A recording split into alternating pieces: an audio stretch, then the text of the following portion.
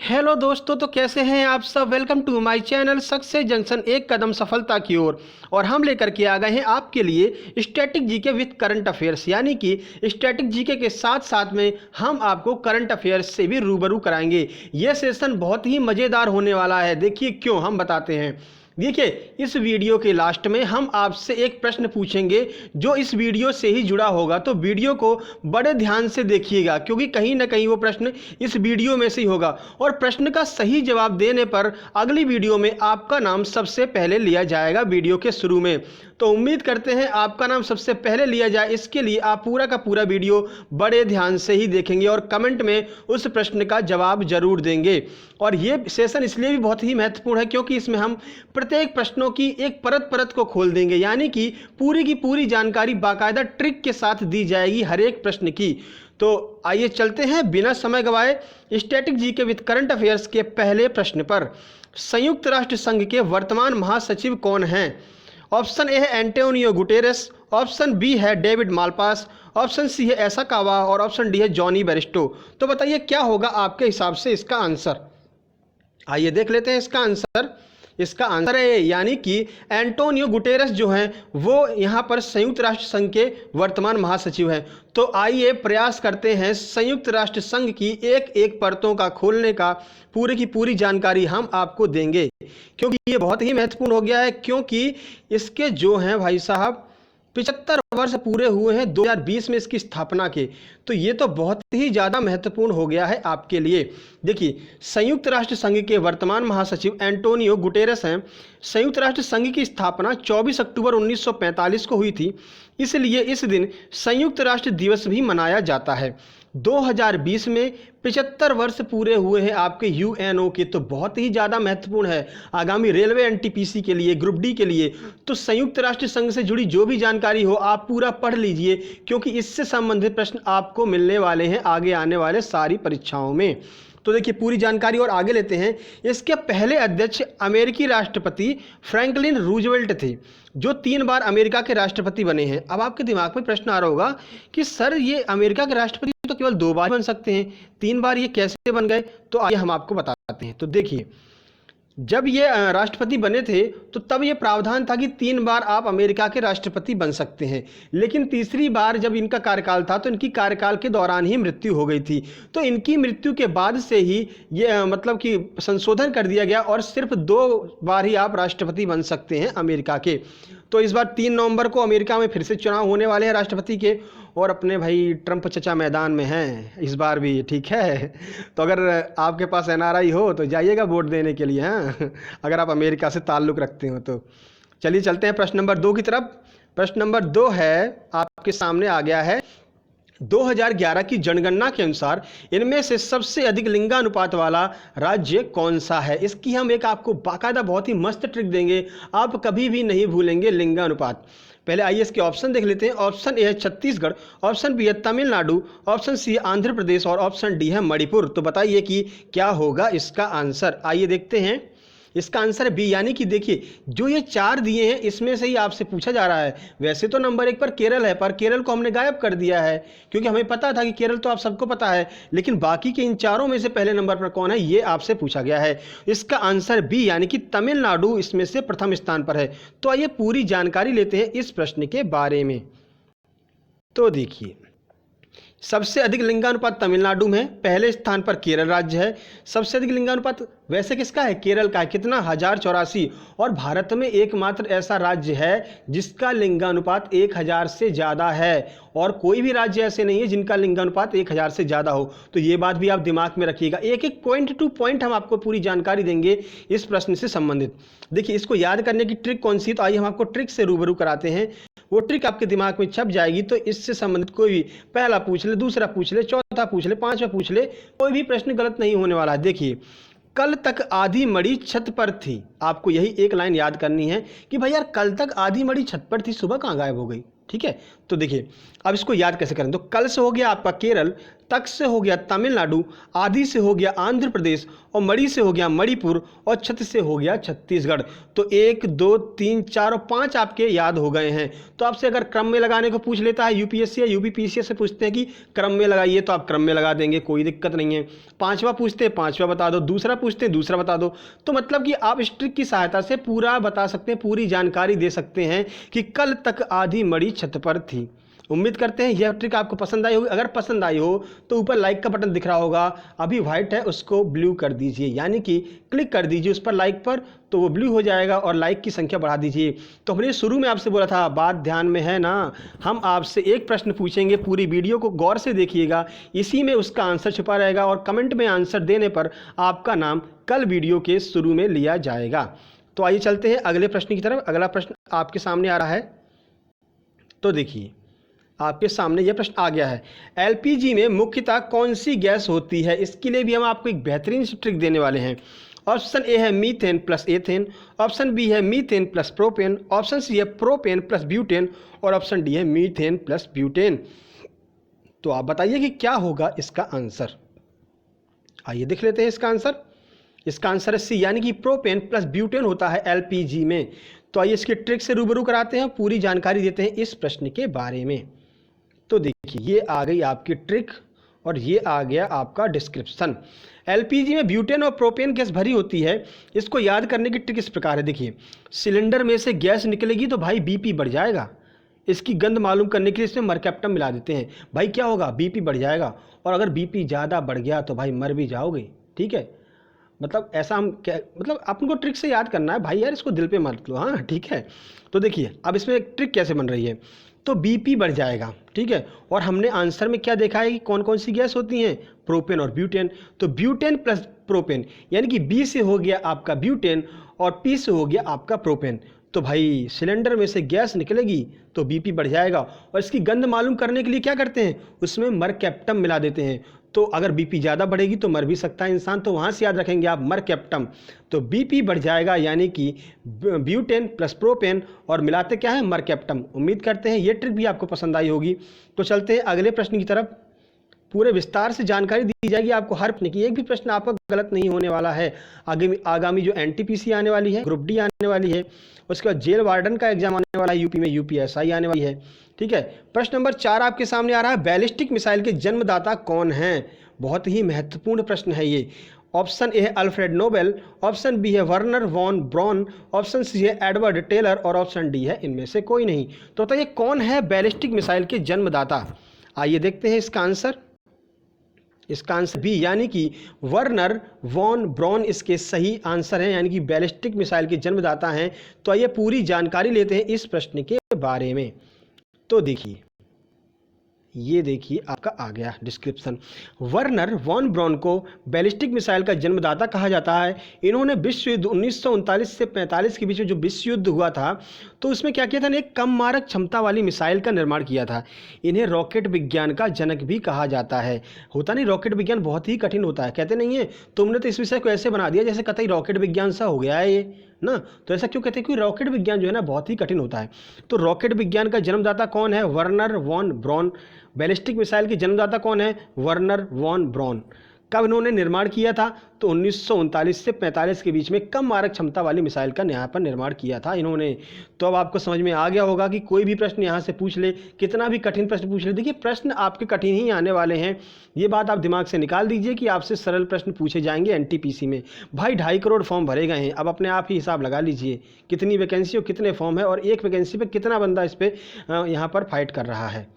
तो आपको कुछ अलग बनना है तो कुछ अलग जानकारी भी आपके पास होनी चाहिए, और कुछ अलग जानकारी अगर आपको चाहिए तो आपको यहाँ पर सक्सेस जंक्शन पर उपस्थित होना चाहिए। और आप तभी उपस्थित रह पाएंगे समय पर जब आप हमारे चैनल को सब्सक्राइब कर लेंगे। तो यहाँ पर सक्सेस जंक्शन के सामने सब्सक्राइब का बटन दिख रहा होगा, उसको क्लिक कर दीजिए अगर आप हमारे चैनल पर पहली बार आए हैं।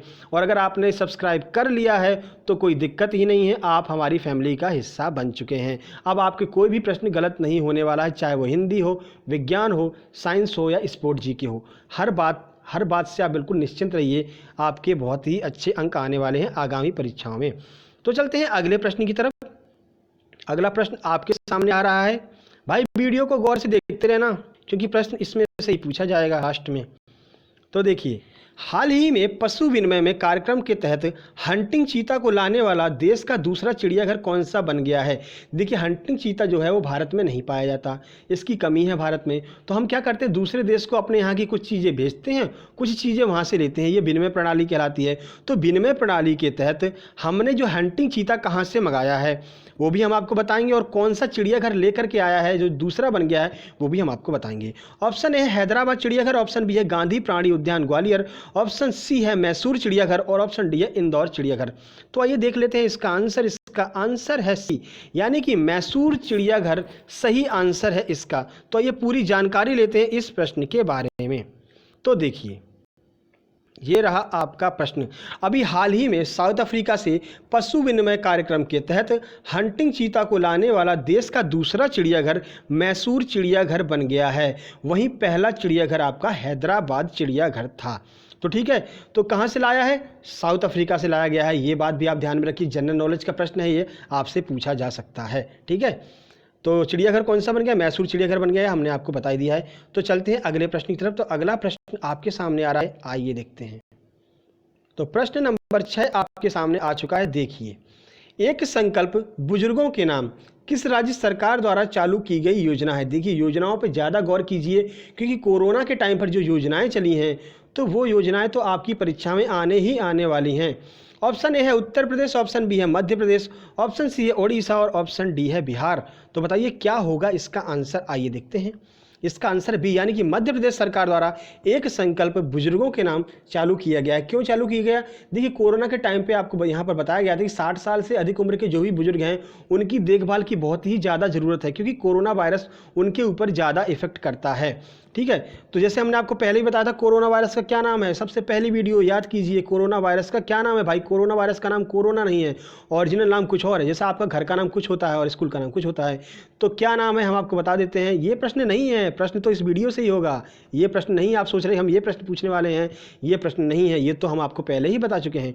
तो SARS-CoV-2 सही नाम है कोरोना वायरस का, SARS-CoV और 2 ये आपका सही नाम है कोरोना वायरस का, जो ओरिजिनल और वैज्ञानिक नाम है।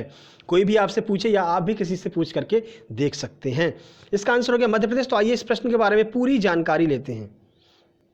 तो ये आ गया इस प्रश्न की पूरी जानकारी। मध्य प्रदेश ने भी बहुत सारी योजनाएं चलाई हैं जो आपके लिए महत्वपूर्ण है। तो देखिए, एक संकल्प बुजुर्गों के नाम मध्य प्रदेश राज्य सरकार द्वारा चालू की गई योजना है।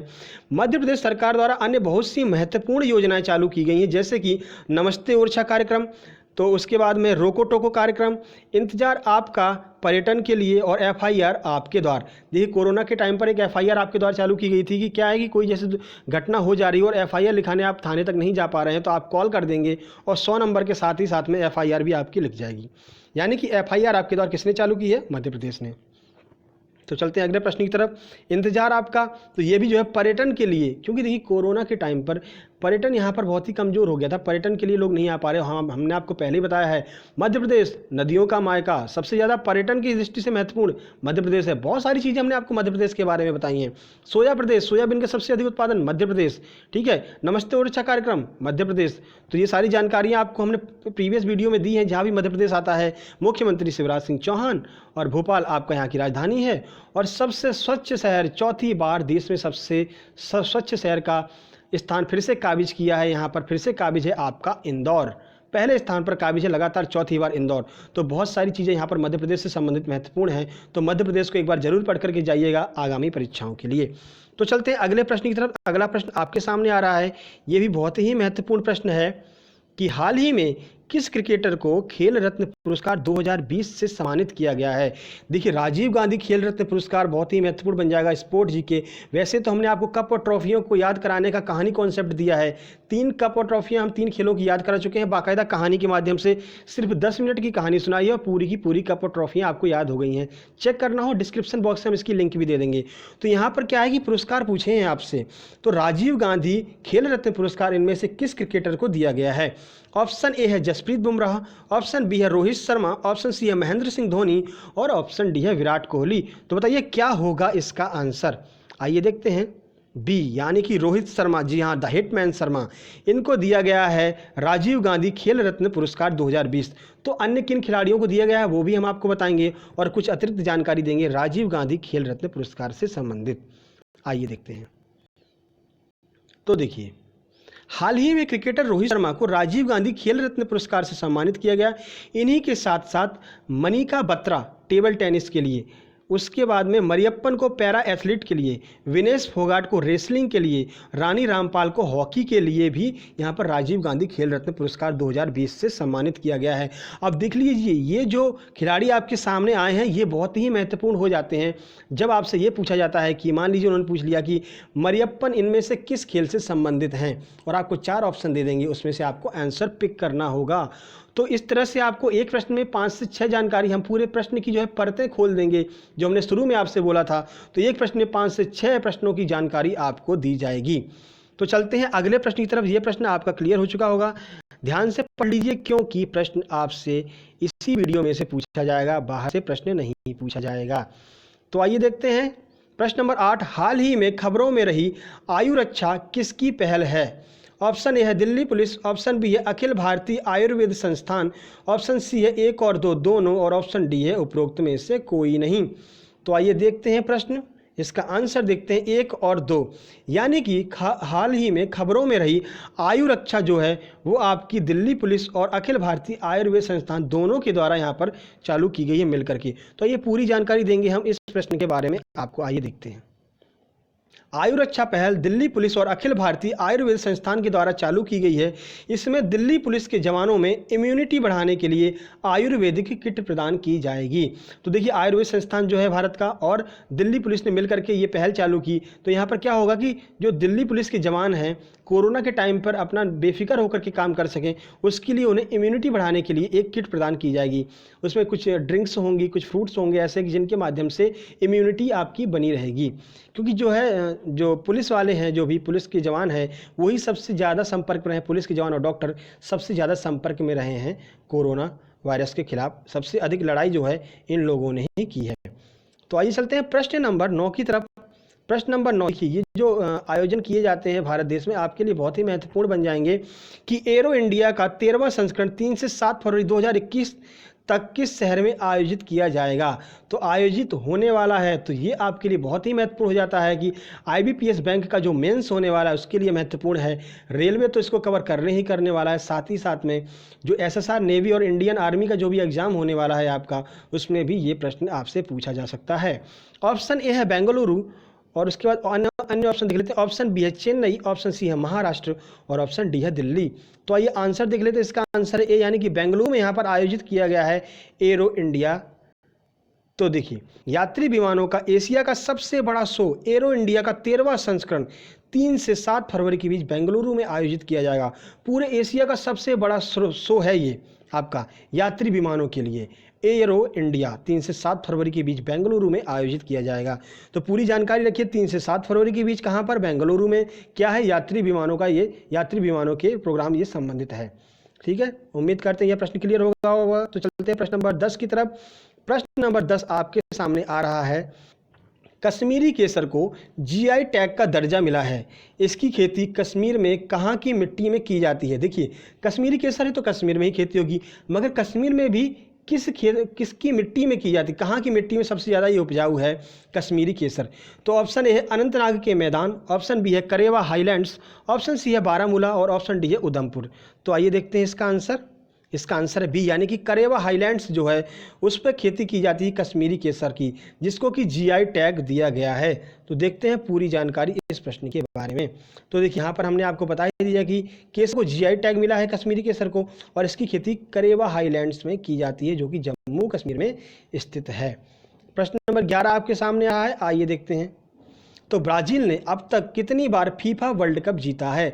ऑप्शन ए है 5, ऑप्शन बी है 4, ऑप्शन सी है 3, और ऑप्शन डी है 6। तो बताइए, ब्राज़ील ने कितनी बार यहाँ पर फीफा वर्ल्ड कप जीता है? और पूरी जानकारी हम आपको देंगे फीफा वर्ल्ड कप के बारे में, कहाँ पर हुआ है, अब कब हुआ है, सारी जानकारी हम आपको देंगे। ऑप्शन है, इसका आंसर है ए, यानी कि ब्राज़ील ने अब तक सर्वाधिक 5 बार जीता है यहाँ पर फीफा वर्ल्ड कप। तो सबसे ज़्यादा किसने जीता है? ब्राज़ील ने ही जीता है। तो आइए देखते हैं पूरी जानकारी इस प्रश्न के बारे में। तो देखिए, ब्राज़ील ने अब तक सर्वाधिक 5 बार फीफा वर्ल्ड कप जीता है। फुटबॉल जो है ब्राज़ील का राष्ट्रीय खेल है। ब्राज़ील की राजधानी ब्राज़ीलिया है, आसानी से याद हो जाएगी, कोई दिक्कत ही नहीं है, ठीक है। और 2018 का जो फीफा वर्ल्ड कप है वो फ्रांस ने जीता है। हुआ कहाँ पर था? रूस में हुआ था, फ्रांस ने जीता है। रूस की राजधानी याद हो गई ना? अरे ट्रिक दी थी हमने आपको, Moscow, currency rouble, previous video में जा करके देखिएगा, बड़ी फेमस ट्रिक है, हर बच्चे को याद है जिसने देखा है भाई। हाँ, 2022 का वर्ल्ड कप कतर में प्रस्तावित है। कतर की राजधानी है दोहा। याद कैसे करेंगे? तो भाई कबीरदास के जो दोहे हैं ना, इतने प्यारे, इतने मतलब कि ज्ञानवान हैं, ज्ञान भरने वाले हैं कि एकदम मन को कतर के रख देते हैं, मतलब कि पूरा मन कतरा कतरा हो जाता है उनके दोहों को सुन करके। तो कतर की राजधानी दोहा। उम्मीद करते हैं आपको अब कभी भी कतर की राजधानी यहाँ पर नहीं भूलेगी। कबीरदास याद रखिए, कबीरदास के दोहे हम सुन लेंगे तो जो है हमारा मन कतरा कतरा हो जाता है, ठीक है। तो दोहा जो होगी कतर की राजधानी। चलते हैं अगले प्रश्न की तरफ। अगला प्रश्न आपके सामने आ रहा है, आइए देखते हैं। तो ये रहा आपका अगला प्रश्न, प्रश्न नंबर 12। ये देखिए, बहुत ही महत्वपूर्ण प्रश्न जिसको हमने यहाँ पर थंबनेल में कवर किया है। किस शहर का एक नाम बिग एप्पल भी है? ऑप्शन ए है कैलिफोर्निया, ऑप्शन बी है न्यूयॉर्क, ऑप्शन सी है नई दिल्ली और ऑप्शन डी है जम्मू कश्मीर। भाई जम्मू कश्मीर को देख करके ये मत सोच लेना कि जम्मू कश्मीर में सेब होते हैं तो बिग एप्पल इसी का नाम होगा। पहले आंसर तो देख ले। इसका आंसर है बी, यानी न्यूयॉर्क। जी हाँ, न्यूयॉर्क को यहाँ पर बिग एप्पल भी कहा जाता है। तो आइए पूरी जानकारी लेते हैं न्यूयॉर्क के बारे में। तो देखिए, न्यूयॉर्क का एक नाम बिग एप्पल भी है। न्यूयॉर्क हडसन नदी के किनारे है। ये प्रश्न बहुत बार आया है, एसएससी का तो फेवरेट प्रश्न है ये, ठीक है। एसएससी ने अगर कवर किया है तो व्यापम तो कवर करेगा ही करेगा। यहाँ पर क्या है, संयुक्त राष्ट्र संघ का मुख्यालय भी यहीं पर है, न्यूयॉर्क में। न्यूयॉर्क के मैनहट्टन द्वीप पर मौजूद है। तो ये हो गया। अगले प्रश्न की तरफ चलते हैं। वीडियो को ध्यान से देखते रहिएगा क्योंकि जो लास्ट में आपसे प्रश्न पूछा जाएगा वो इसी वीडियो में कहीं ना कहीं छुपा होगा। आंसर दिख गया? अरे कोई बात नहीं। किस देश ने अभी शहीद कासिम सुलेमानी मिसाइल का अनावरण किया है? ऑप्शन ए है इजराइल, ऑप्शन बी है यूएई, ऑप्शन सी है ईरान, ऑप्शन डी है अफगानिस्तान। तो बताइए क्या होगा इसका आंसर? इसका आंसर तो दिख ही गया, कोई बात नहीं। इसका आंसर है सी, यानी कि ईरान ने अभी यहाँ पर शहीद कासिम सुलेमानी मिसाइल का अनावरण किया है। तो कौन थे कासिम सुलेमानी, आइए देखते हैं। तो देखिए, ये आ गया इसका डिस्क्रिप्शन आपके सामने। ईरान ने अभी कमांडर इन चीफ शहीद कासिम सुलेमानी के नाम पर एक मिसाइल का अनावरण किया है और ईरान की राजधानी तेहरान और मुद्रा तोमान। आपके चेहरे पर दिख रही है मुस्कान। जी हाँ, आपको लग रहा है कि अब कोई ट्रिक आने वाली है, पर भाई क्या करूँगा ट्रिक दे करके यार। आप लोग शेयर तो करते नहीं हो, हाँ, अपने दोस्तों को बताते ही नहीं हो कि यहाँ पर कुछ एक्स्ट्रा ट्रिक भी दी जा रही है। उम्मीद करते हैं इस ट्रिक को जानने के बाद में आप ज़रूर शेयर करेंगे, अपने दोस्तों को बताएंगे कि सारे सब्जेक्ट आपको ट्रिक के और कीवर्ड के माध्यम से पढ़ाए जा रहे हैं आपके अपने चैनल सक्सेस जंक्शन परिवार में। तो देखिए, ईरान की राजधानी तेहरान है। तो भाई क्या हुआ कि एक बार मैंने अपने घर पर तहरी बनाई। तहरी जानते हो ना? अरे चावल वावल मिला करके कुछ ना बन रहा तो चावल और सब्जी फब्जी इधर उधर की सारी चीज़ें मिलाओ और तहरी तैयार भाई हैं। तो हमने अपने घर पर तहरी बनाई। मेरे घर आ गया एक मेहमान। अब भाई मेहमान का मन नहीं था तहरी खाने का, तो मैंने कहा सुनो भाई, तुम आ गए हो ईरान में, ठीक है, तो यहाँ की राजधानी है तेहरान। तो भाई या तो तुम तेहरान खा लो, यानी कि हमारी तहरी खा लो, ठीक है, और तू मान जा भाई। हम उससे कह रहे तो मान, तू मान जा, तहरी खा ले मेरी, तू मान, यानी कि तो मान क्या है यहाँ पर मुद्रा है और राजधानी आपकी तेहरान। तो तहरी से हमने कनेक्ट किया तेहरान को और तू मान जा तो वहाँ से कनेक्ट किया तोमान को। तो तोमान आपकी मुद्रा हो गई, राजधानी आपकी तेहरान हो गई और ईरान आपका देश का नाम हो गया। तो कंट्री कैपिटल करेंसी बिल्कुल हम इतनी अच्छी तरह से याद करा देंगे आपको कि जो भी इसमें से प्रश्न आपको कहीं भी परीक्षा में मिलेगा आप बिल्कुल सही टिक करके आएंगे। उम्मीद करते हैं यह ट्रिक आपको पसंद आई होगी। पसंद आई हो तो लाइक के बटन पर जरूर प्रेस कर दीजिएगा और इस वीडियो को ध्यान से देखते रहिएगा अगर आप चाहते हैं कि कल की वीडियो में आपका नाम सबसे पहले लिया जाए। प्रश्न नंबर 14 आपके सामने आ गया है। किसने वर्ल्ड स्नूकर चैंपियनशिप 2020 जीत लिया है? ऑप्शन ए है रानी रामपाल, ऑप्शन बी है रानी ओसलुवान, क्या नाम है यार, ओसोलीवान, ऑप्शन सी है पंकज आडवाणी, ऑप्शन डी है इनमें से कोई नहीं। तो इसका आंसर है बी, यानी कि अब फिर से नाम लेना पड़ेगा, इतना कठिन सा यार, रानी ओसुलिवान, ठीक है, रानी ओसुलिवान इनका नाम है और ये यूके से संबंधित हैं। तो आइए देखते हैं पूरी जानकारी। देखिए, यूके की खिलाड़ी रानी ओसुलिवान ने वर्ल्ड स्नूकर चैंपियनशिप 2020 जीत लिया है। पंकज अडवाणी जो है वो भारत के स्नूकर चैंपियन हैं। देखिए पंकज अडवाणी का संबंध किससे है? स्नूकर और बिलियर्ड्स ये दोनों ही पंकज अडवाणी खेलते हैं। आपसे आगामी परीक्षाओं में पूछा जा सकता है। और ये भी आपसे पूछा जा सकता है कि ये किसने जीता है? तो यूके की खिलाड़ी रानी ओसुलिवान ने यहाँ पर वर्ल्ड स्नूकर चैंपियनशिप जीत ली है। चलते हैं अगले प्रश्न की तरफ। तो प्रश्न नंबर 16 आपके सामने आ रहा है। तो देखते हैं प्रश्न नंबर 16 का आंसर क्या आपको पता है? किस देश ने अपनी एक सड़क का नाम बदलकर रविंद्रनाथ टैगोर जी के नाम पर यहाँ पर रख दिया है? ऑप्शन ए है इजराइल, ऑप्शन बी है बांग्लादेश, ऑप्शन सी है श्रीलंका और ऑप्शन डी है मालदीव। तो बताइए कि किस देश ने जो है अपने रोड का नाम बदल दिया है? आइए देखते हैं। इसका आंसर ये है कि इजराइल ने अपनी सड़क का नाम बदल करके रविंद्रनाथ टैगोर जी के नाम पर रख दिया है। तो इजराइल आ गया है। आप सोच रहे होंगे ट्रिक तो मिलने वाली है। भाई शेयर कर देना, नहीं आगे से कोई ट्रिक ना मिलने वाली, ध्यान रखना भाई हैं। तो बांग्लादेश की राजधानी आपको पता ही है ढाका। ज़्यादा बांग्ला मत को नहीं तो ढक दूंगा, हमने आपको याद कराया था। तो बांग्लादेश की राजधानी ढाका हो गई। श्रीलंका की राजधानी इस बार अलग सी है, श्री जयवर्धने पुरे कोट्टे। इतनी बड़ी राजधानी श्रीलंका की है भाई, रावण के नाम से ही याद कर लो। रावण, मेघनाथ और कुंभकर्ण मिल करके ऐसे मिलाकर के याद कर लो, श्री जयवर्धने पुरे कोट्टे। ठीक है, तो ये आपकी श्रीलंका की राजधानी होगी। मालदीव की राजधानी माले है, आपको पता ही है। बचा कौन? बचा है इजराइल। तो आइए इजराइल के बारे में आपको पूरी जानकारी देते हैं और बताते हैं इससे संबंधित एक ट्रिक। तो देखिए इजराइल ने अपनी सड़क तेल अवीव का नाम बदल करके रविंद्रनाथ टैगोर सड़क कर दिया है। इजराइल की राजधानी है यरूशलेम और वहाँ के राष्ट्रपति हैं बेंजामिन नेतन्याहू। तो कैसे याद करेंगे? देखो बेंजामिन का एक लड़का था बेंजामिन नाम का, उसने चुनाव लड़ा भाई नेता बनने के लिए, ठीक है, और चुनाव जीत गया। अब वो अपने दोस्तों से क्या कह रहा है? यारो सलाम मैं नेता बन गया, यारो सलाम मैं नेता बन गया। तो बेंजामिन यहाँ से हो गए, इनको छोड़िए। यारो सलाम से हमने किया यरूशलेम, कहाँ की राजधानी है? आपको पता ही है, इजराइल की राजधानी यरूशलेम हो गई। और बेंजामिन नेतन्याहू यहाँ के वो हैं राष्ट्राध्यक्ष हैं, तो यहाँ से आप याद कर सकते हैं यारो सलाम मैं नेता बन गया। तो यरूशलेम और नेतन्याहू यहाँ के राष्ट्राध्यक्ष हैं। ये ट्रिक आपको पसंद आई हो तो भाई शेयर कर देना इस नाम पे, है ना, इस ट्रिक के नाम पे शेयर कर देना, नहीं आगे से कोई भी ट्रिक मिलने वाली नहीं है। दोस्तों को तो बताइए कुछ अलग मिल रहा है आपको इस चैनल पर। चलते हैं प्रश्न नंबर 17 की तरफ। प्रश्न नंबर 17 आपके सामने आ रहा है। देखिए वन अरेंज्ड मर्डर नामक पुस्तक को किसने लिखा है? ऑप्शन ए है चेतन भगत, ऑप्शन बी है निरुपमा यादव, ऑप्शन सी है आरसी भार्गव और ऑप्शन डी है इनमें से कोई नहीं। तो भाई ऐसी किताबें कौन लिखता है? अब तो आपके दिमाग में आंसर भी आ गया होगा, आइए देख लेते हैं। इसका आंसर ए यानी कि चेतन भगत जी। हाँ, ऐसी किताबें चेतन भगत जी ही लिखते हैं। तो वन अरेंज्ड मर्डर नामक पुस्तक को चेतन भगत ने लिखा है। और the God is a small thing Arundhati Roy की पुस्तक है, ये बहुत बार पूछी जाती है। हर मतलब कि कोई भी एग्जाम का ऐसा कोई भी सेट नहीं होगा जिसमें ये प्रश्न नहीं पूछी गई हो। तो इस प्रश्न को याद रखिएगा, ठीक है। The God is a small thing Arundhati Roy की ये पुस्तक है। और यहाँ तो आपको पता चल ही गया, वन अरेंज्ड मर्डर नामक पुस्तक जो है वो आपकी चेतन भगत की है। तो यहाँ पर हमने आपको पूरी बताई दी, पूरी जानकारी भी दे दी। तो चलते हैं प्रश्न नंबर 18 की ओर। प्रश्न नंबर 18 आपके सामने आ रहा है। ये भी बहुत ही महत्वपूर्ण प्रश्न है। हाल ही में NHAI ने किस नाम से एक मोबाइल ऐप लॉन्च किया है? National highway authority of India, NHAI का फुल फॉर्म होता है। तो इन्होंने अभी एक कोई मोबाइल ऐप लॉन्च किया, बहुत ही अच्छा यहाँ पर इनिशिएट लिया इन्होंने। ऑप्शन ए हरित पथ, ऑप्शन बी है कोरोना फाइटर, उसके बाद अगला ऑप्शन सी है LED और ऑप्शन डी है सुरक्षा SURAKSHYA। तो आइए देख लेते हैं इसका आंसर ए यानी कि हरित पथ नाम से यहाँ पर ये इनिशिएट यहाँ पर चालू किया गया है NHAI के द्वारा। तो ये बहुत ही महत्वपूर्ण है, बहुत ही अच्छा लगा ये पढ़ करके, NHAI के द्वारा ये चालू किया गया है। तो NHAI ने अभी हरित पथ नाम से एक मोबाइल ऐप विकसित किया है जिसका उद्देश्य है हाईवे के दोनों तरफ हरे भरे वृक्षों को लगा करके हरियाली फैलाना।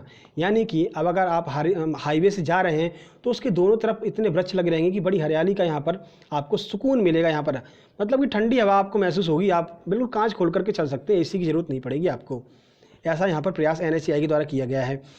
तो और एक बात और यहाँ से ध्यान रखिए, NHAI पूरी तरह डिजिटल होने वाला निर्माण क्षेत्र का पहला संगठक है, याद रखिएगा इस बात को, ठीक है। तो चलते हैं अगले प्रश्न की तरफ। अगला प्रश्न आपके सामने आ रहा है। जी हाँ, ये आ गया प्रश्न आपका। विस्तार तो हमने कर ही दिया है, कुछ तो समझ ही गए होंगे आप। अरे जो प्रश्न के बारे में बात किया था, चलो ठीक है, देखते हैं। हाल ही में किस राज्य सरकार ने अपने नए लोगों का अनावरण किया है? ऑप्शन ए है झारखंड, ऑप्शन बी है छत्तीसगढ़, ऑप्शन सी है बिहार और ऑप्शन डी है उत्तर प्रदेश।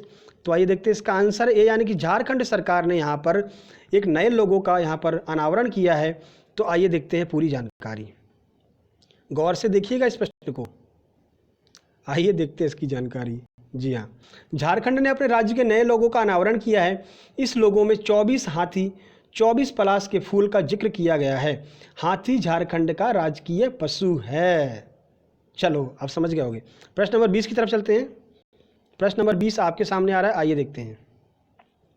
अभी हाल ही में नियुक्त नए चुनाव आयुक्त कौन हैं? Option A Ashok Kumar Lavasa, option B है राजीव कुमार, ऑप्शन सी है सुनील अरोड़ा और ऑप्शन डी है सुशील चंद्र। आइए देखते हैं इसका आंसर। आंसर है बी यानी कि राजीव कुमार सही आंसर है यहाँ पर। तो देखिए राजीव कुमार ने किसकी जगह ली है वो भी हम आपको बताएंगे और ये हमारा आखिरी प्रश्न। इसके बाद ही आपसे प्रश्न पूछा जाएगा, इसका सही जवाब देने पर कल की वीडियो में आपका नाम आएगा। राजीव कुमार नए चुनाव आयुक्त होंगे, उन्होंने अशोक कुमार लवासा का स्थान लिया है। वहीं मुख्य चुनाव आयुक्त सुनील अरोड़ा हैं जो 23वें नंबर के चुनाव आयुक्त हैं भारत के। तो उम्मीद करते हैं पूरी जानकारी आपको मिल गई। तो ये है हमारा आखिरी जो प्रश्न था। और भी जानकारी दे देते हैं। तो नेशनल वोटर्स डे 25 जनवरी को मनाया जाता है।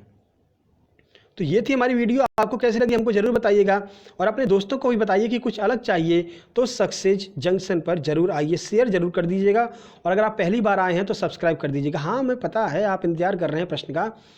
तो आपसे यहाँ पर प्रश्न पूछा जा रहा है, झारखंड के राजकीय पशु का नाम तो आपने बता ही दिया, राजकीय पुष्प का नाम आपको बताना है। थोड़ी सी रीजनिंग लगानी पड़ेगी। अगर आपने गौर से ध्यान से इस पूरी वीडियो को देखा होगा तो झारखंड के राजकीय पुष्प का नाम क्या है, इसी वीडियो में आपको आंसर दिया गया है। तो आंसर आप बता दीजिएगा। रीजनिंग का ये प्रश्न थोड़ा सा रीजनिंग लगाएंगे तो आपको समझ में आ जाएगा। रीजनिंग वालों के लिए स्पेशल है। चलिए तो ये थी हमारी वीडियो। आपको कैसी लगी ज़रूर बताइएगा और जल्द ही मिलते हैं अगली वीडियो में। महत्वपूर्ण प्रश्नों की सीरीज चल रही है। आपकी मैथ की क्लास भी बराबर चल रही है। हम बहुत ही महत्वपूर्ण वहाँ पर ट्रिक मात्र 3 से 5 सेकंड में कोई भी प्रश्न सॉल्व कीजिए मैथ्स का, वो तो लाइव क्लास चल रही है। तो अपना फीडबैक ज़रूर दीजिएगा और आंसर ज़रूर दीजिएगा अगर कल की वीडियो में आपको अपना नाम चाहिए तो। जल्दी मिलते हैं अगली वीडियो में, तब तक के लिए नमस्कार।